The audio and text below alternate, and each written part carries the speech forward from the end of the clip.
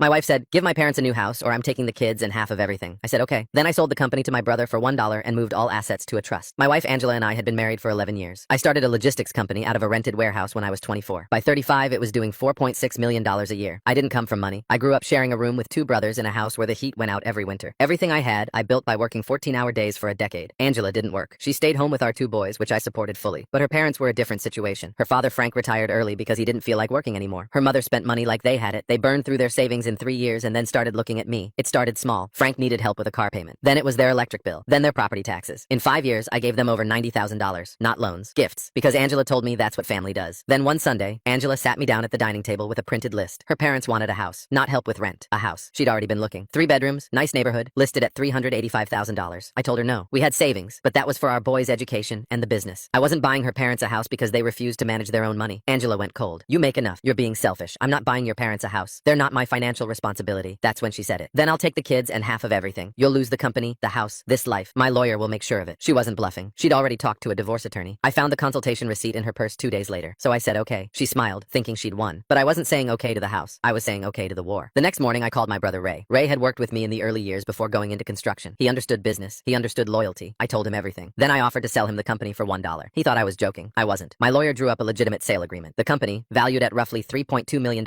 in assets and contracts, transferred to Ray for $1. It was legal. I wasn't hiding assets. I was selling my business to my brother at a price we both agreed on. The fact that Angela's divorce lawyer would have nothing to claim against was a side effect. Next, I moved our liquid savings into an irrevocable trust for my sons. $410,000, managed by an independent trustee, accessible only for education, medical needs, and living expenses for the boys. Angela couldn't touch it. I couldn't touch it either. That was the point. I also transferred ownership of our house to a family LLC that Ray managed. The mortgage stayed in my name, but the asset was no longer mine to split. I did all of this in 9 days. Angela didn't notice because she was busy touring houses for her parents with a realtor. On day 10, she came home with a listing printout and a deposit request. I told her I wasn't buying the house. Her face went red. We talked about this. You agreed. I agreed that you could leave. So leave. I sold the company. The savings are in a trust for the boys. The house belongs to an LLC. There's nothing left to take. She stared at me for a long time. Then she called her lawyer. Her lawyer called my lawyer. My lawyer sent over the paperwork. Everything was clean. The sale to Ray had been conducted at arm's length with proper documentation. The trust was irrevocable and created solely for the benefit of our minor children. The LLC was formed before any divorce filing. Angela's attorney told her she could challenge it, but the likelihood of success was low and the legal fees would be enormous. Angela moved in with her parents 3 weeks later. She took the boys, which I expected. I filed for joint custody immediately. The divorce took 7 months. The judge reviewed everything. He didn't love the timing of my moves, but nothing was fraudulent. The company sale was legitimate. The trust was for the children. The LLC had proper structure. Angela got minimal spousal support and no stake in the business. She got the minivan and some furniture. Frank called me once during the proceedings. He said I was a disgrace and that no real man would let his wife's family struggle like this. I told him his family's finances were never my job and hung up. She gambled everything on one threat. The table was empty when she sat back down.